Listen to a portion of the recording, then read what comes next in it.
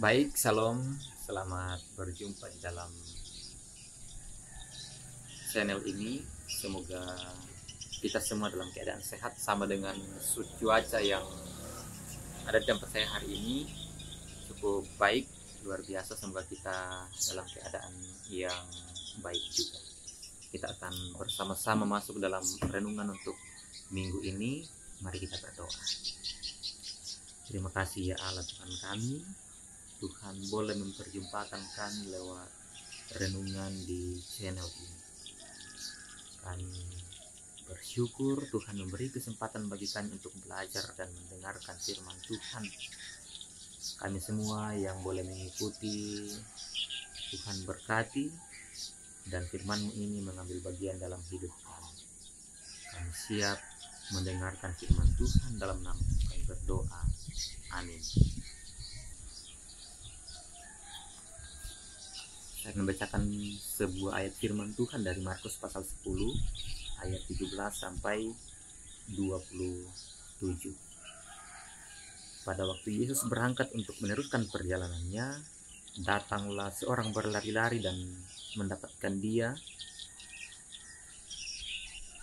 dan sambil bertelut di hadapannya ia bertanya, "Guru yang baik, apa yang harus kuperbuat untuk memperoleh hidup yang kekal?" Jawab Yesus, "Mengapa kau katakan aku baik? Tetapi seorang pun yang baik selain daripada Allah saja. Engkau tentu mengetahui segala perintah Allah, jangan membunuh, jangan berzina, jangan mencuri, jangan mengucapkan saksi dusta, jangan mengurangi hak orang, hormatilah ayam dan ibu." Lalu kata orang itu kepadanya, "Guru, semuanya itu telah kuturuti sejak masa mudaku." Tetapi Yesus memandang dia dan menaruh kasih kepadanya, lalu berkata kepadanya, "Hanya satu lagi kekuranganmu. Pergilah, juallah semua yang kau miliki dan berikanlah itu kepada orang-orang miskin. Maka engkau akan beroleh harta di sorga. Kemudian datanglah kemari dan ikutlah." Mendengar perkataan itu ia menjadi kecewa, lalu ia pergi dengan sedih sebab banyak hartanya. Lalu Yesus memandang murid-muridnya di sekelilingnya dan berkata kepadanya, "Alangkah sukarnya orang yang beruang masuk dalam kerajaan Allah." Murid-muridnya tercengang mendengar perkataan itu, tetapi Yesus menyambung lagi, "Anak-anakku, alangkah sukarnya masuk ke dalam kerajaan Allah. Lebih mudah seekor unta melewati lubang jarum daripada orang kaya masuk dalam kerajaan Allah." Mereka makin gempar dan berkata seorang kepada yang lain, "Jika demikian, siapakah yang dapat menyelamatkan? Siapakah yang dapat diselamatkan?" Yesus memandang mereka dan berkata, bagi manusia hal itu tidak mungkin, tetapi bukan demikian bagi Allah, sebab segala sesuatu adalah mungkin bagi Allah. Saudara-saudara, dimanapun kita berada, ini adalah perenungan di dalam ibadah keluarga minggu lalu. Diberi sebuah tema, datang kepada kasih karunia Allah. Kalau kita berjalan melangkah keluar dari rumah kita itu semua pasti ada tujuan. Kalau kita pergi kerja ada tujuan kita pergi kerja untuk mencari nafkah. Kita ke pasar ada tujuan, ya ibu-ibu, saudara-saudara, teman-teman yang cewek, ke pasar ada tujuan. Ingin membeli sesuatu. Kita juga ke sekolah, ke tempat kuliah, ingin menuntut ilmu, ingin mendapatkan ijazah. Dan setiap kita keluar dari rumah, kita pasti ada tujuan kita. Kita pergi ke gereja ada tujuan kita pergi kumpulan ada tujuan kita. Untuk bertemu dengan teman-teman, untuk beribadah kepada Tuhan, untuk berjumpa di dalam kasih dan kebaikan. Dan banyak hal lagi yang kita lakukan kalau kita keluar dari rumah pasti ada tujuan. Karena kalau kita keluar rumah dan tidak ada tujuan, kesana kemari kita kayak seperti OGDJ ya.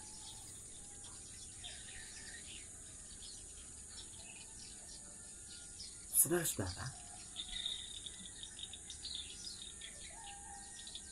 ada seorang anak muda yang keluar dari rumahnya, dan apa yang dia cari adalah kerajaan Allah, masuk surga. Dia bertemu kemudian dengan Tuhan Yesus. Lalu apa yang dikatakan kepada Tuhan Yesus? Ini yang perlu kita garisbawahi. Dikatakan di ayat 17, dia bertanya kepada Tuhan Yesus, Tuhan Yesus, apa yang harus ku lakukan? Jadi dia dari awal dia sudah kayak mengandalkan diri sendiri, karena dia memang orang kaya. Dia memang orang yang kaya. Lalu sejatinya memang dia sudah dalam dirinya sudah seakan-akan mengatakan dia itu suci, dia itu sudah melakukan banyak hal yang baik menurut hukum Taurat. Lalu apa yang dikatakan kepada Tuhan Yesus? Apa yang harus ku? Ya, dia sudah seakan-akan mengandalkan dirinya bahwa apa yang harus dia lakukan untuk bisa mengambil satu bagian dari kerajaan Allah. Apa yang dia lakukan? Bukan apa yang Tuhan lakukan terhadap diri, tetapi apa yang dia lakukan. Kita lanjut. Dia katakan, Tuhan Yesus, saya telah melakukan hal yang baik, menghormati orang tua seperti yang tertulis, tidak mencuri, tidak berzina. Lalu apa lagi yang kurang? Tuhan Yesus mengatakan satu hal lagi yang kurang adalah jual hartamu dan bagikan kepada orang miskin. Apa yang dikatakan oleh pemuda ini? Dia berbalik membelakangi Tuhan Yesus, lalu pergi dengan sedih. Saudara-saudara, dari hal ini ingin dikatakan bagi kita bahwa janganlah harta dunia itu melekat dalam hati kita. Tuhan Yesus tidak katakan kekayaan itu tidak perlu. Bukan seperti itu. Tetapi Tuhan Yesus ingin mengatakan jangan sampai kekayaan itu yang menjadi nomor satu. Tetapi jadikanlah Tuhan menjadi nomor satu. Jangan hal-hal duniawi. Jangan karena mungkin kita habis masuk malam, lalu tidak sempat lagi ke gereja paginya. Malamnya lagi nanti kita juga tidak sempat karena banyak kegiatan lagi di luar sana. Atau kita terlena pergi ke sawah. Atau kita banyak alasan untuk tidak pergi ke gereja, pergi beribadah kepada Tuhan. Padahal kita tahu bahwa ibadah itu adalah sesuatu yang Tuhan perintahkan bagi kita. Dan banyak hal lagi. Jangan sampai kekayaan itu yang menghalangi kita datang kepada Tuhan. Bukan berarti kekayaan itu tidak penting. Kekayaan itu penting juga, tetapi jangan sampai itu yang menghalangi kita datang kepada Tuhan.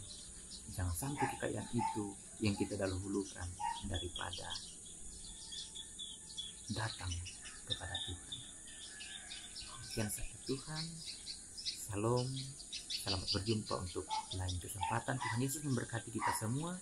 Tuhan Yesus memberkati semua pengurus PPKT Klasis Kutai Timur. Salam PPKT.